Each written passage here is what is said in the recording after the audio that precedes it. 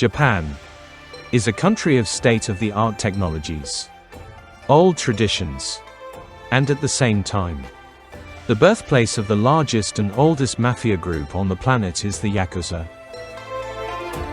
A centuries-old culture that began with the ancient warriors of the 18th century grew into underground criminal gangs, who secretly control almost all areas of Japanese activity, starting with the movie and ending with private companies.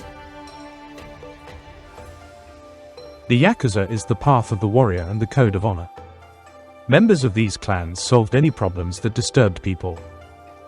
In the 19th century, everything turned the other way. The Yakuzas have turned into criminal groups, into what they are today. Racketeering, robbery, drug dealing, money laundering and gambling. A business that not only brought in crazy money, but was also untouched by the authorities and law enforcement officers. The Yakuza did not pay taxes. There were no laws and no restrictions for them. In the 80s, the Yakuza knocked money off Japanese car companies Mitsubishi Motors and Isuzu. Airlines, energy corporations and metallurgical plants were kept under control. The mafia was literally bathed in money. Money, girls, and booze. We enjoyed every day. Oh, it also happened that I could afford a bottle of booze worth $10,000. But the strong alliance between the criminal and legal worlds gradually began to fall apart. The mafia activities of the Yakuza exceeded the boundaries of what was allowed. In the late 80s, large-scale wars between clans, namely the murder of leaders in groups, the elimination of witnesses and ruthless racketeering, led to a cooling of relations between the mafia and the government elite. Massive police raids on Yakuza members began, and in the 90s, anti-mafia laws appeared, hitting the main sources of income of the clans.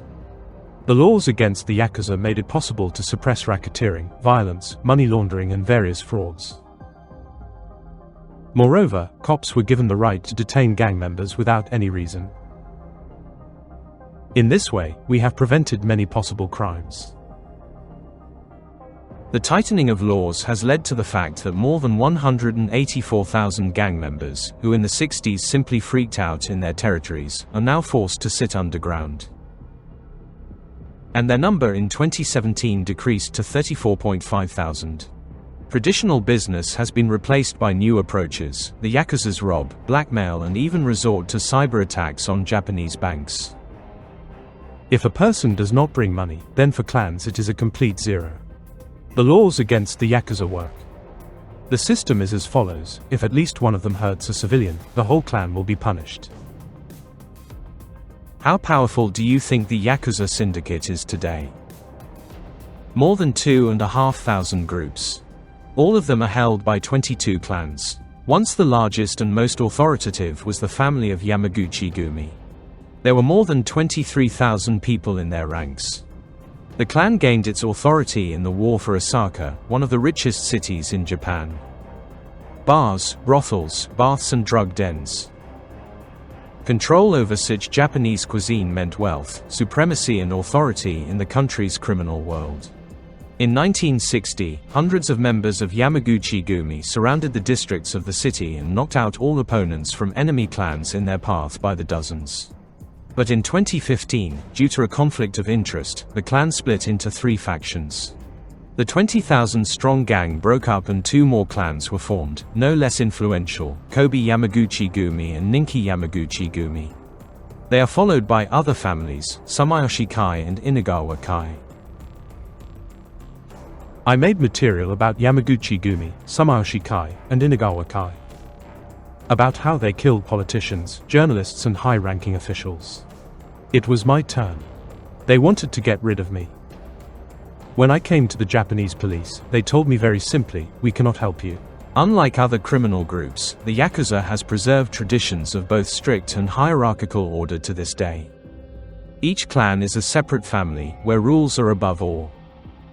The leader of the clan is Oyabun, the adoptive father in translation, and his subordinates are Koban, the adopted son. Each Koban in the family has its own responsibilities, but the youngest have the most of them. Cleaning, laundry and cooking are the least that every Yakuza has to go through. Only by dubious work and merits can you rise in rank, from an ordinary koban up to the main oyaban. I have been in the clan for 7 years. At 8 in the morning, I start making oyabunu breakfast, then clean up and do whatever the oyaban wants me to do. He is the meaning of my life, and if necessary, I will sacrifice myself for him. Such discipline is not violated, and it is called a code of honor. Whoever violated it must apologize. But the word, sorry, is not in the Yakuza culture. The culprit must pay for his mistakes. No, not with money, but with the phalanx of your own little finger. This simplification is called yubitsume. An unusual apology is used in 2 cases. If one of the members wants to leave the gang and for failure to complete the task. The culprit must cut off or bite off his phalanx on his own and bring it to the boss. Only after the head of the clan forgives, you can go to the hospital. The boss gave me $380,000 to start a business, but I ruined everything and lost money. I had to cut my little finger. And then I did it myself. They put 20 more kobans around me to watch and study. Historically, such a procedure was shameful. A warrior who did not have a phalanx little finger no longer held the sword so firmly in his hands. Today, it is rather a formal punishment, which is present in almost every Yakuza. True, in his hands now is not a sword, but his own life. The same anti-mafia laws prohibit Yakuzas from getting a job, receiving health insurance and social benefits. Therefore, in order for companies not to find out about criminal connections, Yakuzas wear silicone prostheses, which practically do not differ from a real finger. Despite the fact that everyone is afraid of the mafia, the Yakuza code prohibits them from touching civilians. And besides, the Japanese themselves know that you should not cross the path of the mafia. It is enough just to know about clan wars. Desire disappears by itself. The same Yamaguchi-gumi split caused more than 300 clashes between clans across the country. About 100 people died, mostly the Yakuza themselves. Nevertheless, there are still crimes. Last year, according to the Japanese police, 17,000 crimes related to mafia representatives were registered in the country. These are robberies, blackmail, clashes between clans and financial fraud. We don't kill just like that. Even if someone crosses our path, we will try to negotiate. Do you know what is the difference between the foreign mafia and the Japanese mafia? The foreign mafia kills for money. We only kill when it comes to insulting honor. Each criminal group in the world has its own special marks. But none of them can be identified as the Yakuza as easily. Representatives of clans have their whole body completely clogged with tattoos. In this case, each fragment is stuffed by hand, and not with tattoo machines. This technique is called tabori. This is hundreds of hours of work by the master and incredible patience on the part of the gang member. Anyone who is unable to endure the pain of the process is unworthy of being a Yakuza. The tradition of this technique began more than 300 years ago. It was done by prisoners in protest at the police. The Yakuza, who often went to prison, have taken over it since then. Tattoos have become an integral part of their lives. Each tattoo is a separate symbol. Beginners, ordinary kobans are stuffed with a dragon. Who fights a tiger? It is a symbol of success. But the highest mafia ranks receive tattoos in accordance with their kind of occupation. For example, the image of a black carb signifies total devotion to the clan. The mythical strongman Kentaro is stuffed with killers who are fluent in martial arts. The demon Oni is worn by those who knock out debts. The deity Fudo is a symbol of smuggling and drugs. But a circle is usually stuffed on the chest in which the image of a particular clan is depicted. If you contact the Yakuza at least once, you will forever remain under their influence. It will be very, very difficult to get out. Despite the strict attitude towards gangs by the authorities, the ranks of the Yakuza are constantly replenished. Clans, as a rule, are joined by young people who, bypassing such a link as the university, try to earn easy money as soon as possible. It is very easy to get on the wrong path, but not to get off it. The ritual of acceptance into one's ranks is a joint cup of sake with oyaban. After that, there is practically no way back. Only a few manage to get out of the criminal world of the Yakuza, but at the same time they are left without the phalanx of the little finger. The code of honor of the Yakuza Ninkyo-do says to fight the strong and protect the weak. But today everything has been turned upside down.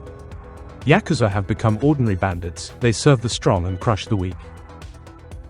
Some of the Yakuza try to wash their hands stained with someone else's blood with noble deeds. Thus, after the tsunami of 2011, individual clans of criminal groups allocated money for the reconstruction of the country. They helped people and provided them with everything they needed. More than 40 tons of humanitarian aid were delivered and centers for assistance to victims were organized. But such stories about gangs that once moved the path of a warrior and helped the people are rather isolated. Now these are criminals who constantly terrorize Japan. The Yakuza were once engaged in violence. But if at least one of them injured or hurt a civilian, they themselves came to the police. And they repented. Today, this is no longer the case. Few people adhere to the code of honor. The current life of the Yakuza, in comparison with the permissiveness of the 80s and 90s, can rather be called survival. Every year, anti-mafia laws tighten the throat for gang members.